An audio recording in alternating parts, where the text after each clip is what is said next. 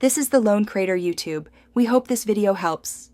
You'll start by confirming both devices share the same Wi-Fi, because casting requires local network discovery. Next, enable Chromecast functionality on Google TV if needed, and make sure Google Home and your Source app are updated. Once done, open the Google Home app on your phone to locate the TV. This establishes the control channel. Make sure notifications and location permissions are granted to allow device scanning. Without them, discovery often fails, so grant what's requested and proceed to pairing. You now tap the cast icon in the app you want a mirror or stream from. This is the action that initiates the session. Select your Google TV from the list and decide whether to cast only the app or your full screen, Cast app for better performance, Screencast for system UI.